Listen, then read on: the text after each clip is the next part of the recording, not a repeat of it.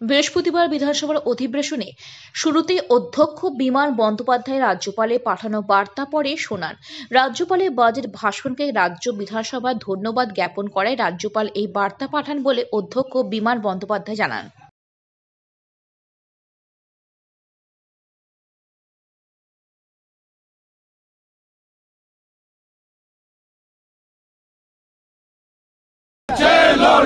কলকাতায় একের পর এক খুন হত্যা হচ্ছে কেন? মুখ্যমন্ত্রী জবাব দাও।